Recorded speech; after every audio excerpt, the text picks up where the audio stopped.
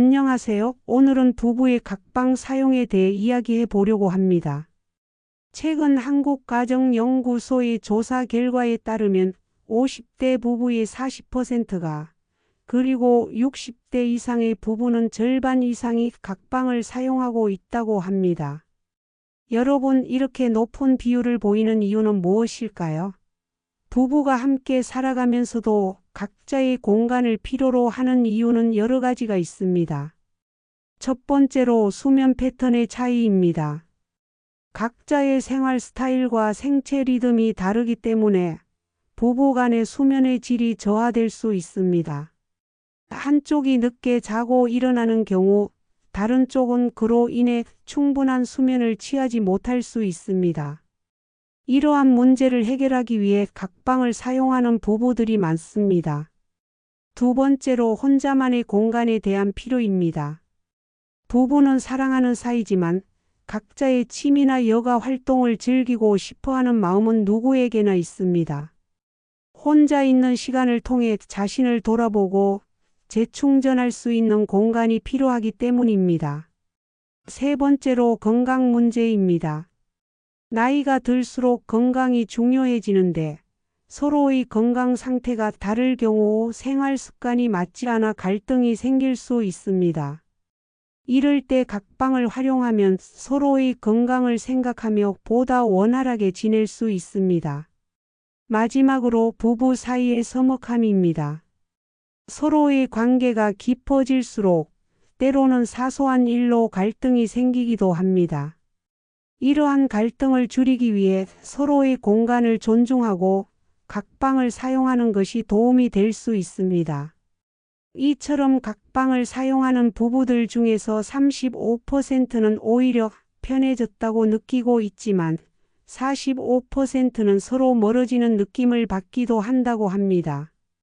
처음에는 편안함을 느꼈던 20%의 부부는 시간이 지나면서 외로움을 느끼기도 한다고 합니다.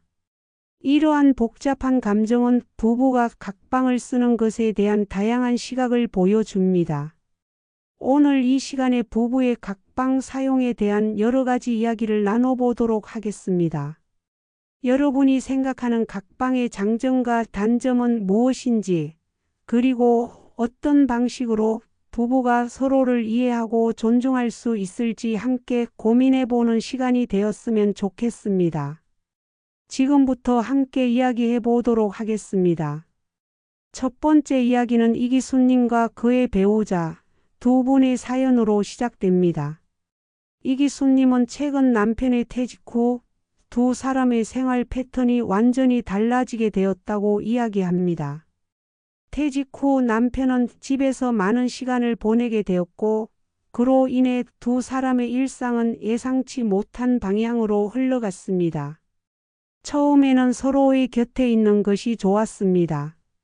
오랜 시간 함께하지 않았던 만큼 하루 종일 함께 있는 시간은 즐거운 대화와 웃음으로 가득했습니다.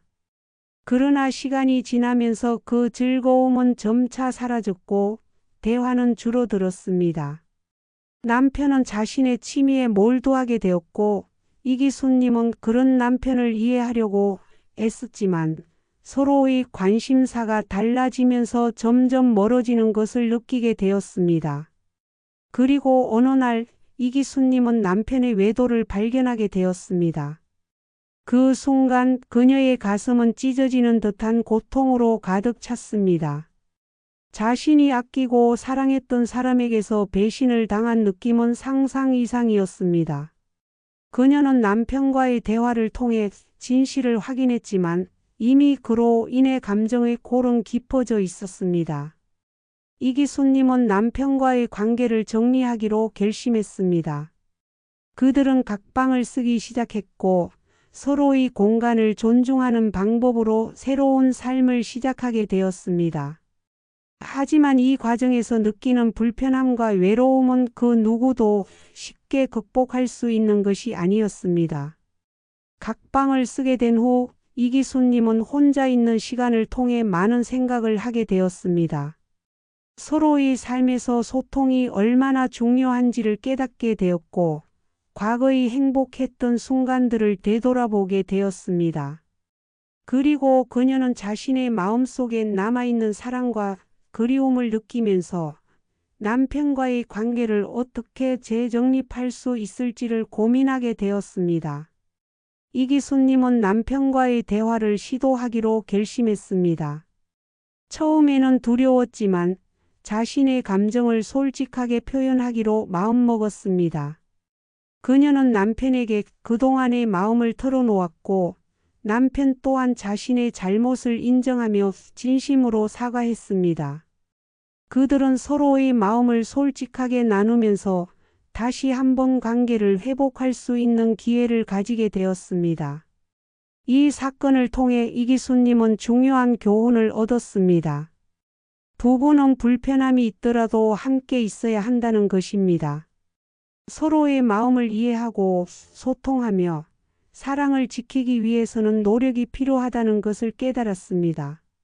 이기수님은 이제 남편과 함께하는 시간을 소중히 여기고 두 사람의 관계를 더욱 깊이 있게 만드는 방법을 찾아가고 있습니다. 각방을 쓰는 것이 그들의 관계를 끝내는 것이 아니라 오히려 새로운 시작이 될 수 있다는 것을 알게 된 것입니다. 이기수님의 이야기를 통해 여러분도 부부 간의 소통과 이해의 중요성을 느끼셨으면 좋겠습니다. 때로는 어려운 상황이 닥치더라도 서로의 마음을 나누고 노력하는 것이 사랑을 지키는 길임을 잊지 마세요. 두 번째 이야기는 독립적인 생활을 원했던 한 남편과 그로 인해 생긴 갈등, 그리고 그 갈등 속에서 느낀 외로움에 대한 이야기입니다. 주인공인 남편은 항상 독립적인 삶을 꿈꿨습니다. 결혼 후에도 자신만의 공간을 갖고 싶어 했죠. 그러다 보니 아내와의 대화보다 자신의 생각과 감정을 우선시하게 되었습니다. 그러던 중 그는 각방을 쓰는 결정을 내리게 됩니다. 각자의 공간에서 각자의 생활을 하면서 서로에게 좀 더 자유로워질 수 있을 것이라는 생각이었죠. 하지만 시간이 지나면서 그 선택이 얼마나 큰 변화를 가져오는지 그는 미처 생각하지 못했습니다. 처음에는 좋았습니다. 아내의 일상에서 벗어나 혼자만의 시간을 가질 수 있었으니까요. 그러나 곧 그의 마음속에 외로움이 스며들기 시작했습니다. 매일 밤 침대에 누워 혼자만의 생각에 잠기곤 했습니다. 나는 정말 이 선택이 옳았던 걸까? 하는 의문이 가득했습니다. 어느 날 그는 병원에 가게 되었습니다. 건강검진을 받기 위해서였죠. 그곳에서 우연히 만난 한 노인이 있었습니다. 노인은 그의 이야기를 듣고 자신이 겪었던 외로움에 대해서도 털어놓았습니다. 그 노인의 이야기를 들으며 남편은 자신의 선택이 얼마나 큰 영향을 미쳤는지를 깨닫기 시작했습니다. 독립적인 삶이란 결코 외로움과는 동의어가 아니어야 한다는 것을요. 병원에서 돌아온 후 그는 아내와의 관계 회복을 시도해 보았습니다. 하지만 그간의 거리감은 쉽게 줄어들지 않았습니다. 여러 번의 대화와 시도를 했지만 아내의 마음은 이미 멀어져 있었고 그가 원하는 만큼의 이해와 소통은 이루어지지 않았습니다. 서로를 향한 사랑이 식어버린 것 같았죠. 이런 상황 속에서도 그는 후회하기 시작했습니다. 왜 그렇게 독립적인 삶을 고집했을까? 또 아내와의 소중한 시간을 소홀히 했던 건 아닐까? 또 이렇게 후회하는 마음이 커져갔습니다. 그는 깨달았습니다. 함께 시간을 보내는 것, 서로의 존재를 느끼는 것이 얼마나 중요한지. 그 후 남편은 아내와 다시 함께하는 시간을 만들기로 결심합니다. 주말에는 함께 산책을 하고 평일 저녁에는 함께 저녁을 준비하는 등 작은 변화들을 시도하기 시작했습니다. 처음에는 어색했지만 시간이 지나면서 두 사람은 서로의 소중함을 다시금 느끼게 되었습니다. 서로의 이야기를 듣고 함께 웃을 수 있는 시간이 조금씩 늘어났습니다. 결국 남편은 독립적인 삶이란 혼자만의 공간이 아니라 서로가 함께하는 공간이라는 것을 깨닫게 되었습니다. 그리고 그 깨달음은 그들의 관계를 다시금 회복하는 데 큰 도움이 되었습니다.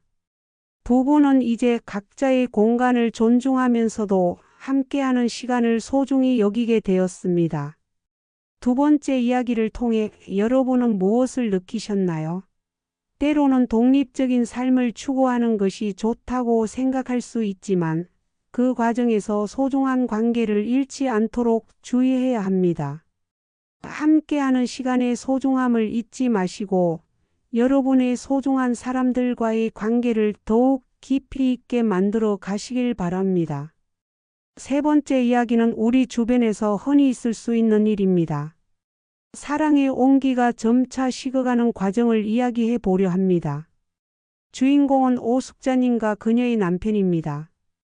오숙자님은 건강 문제로 인해 각방을 쓰기 시작했습니다.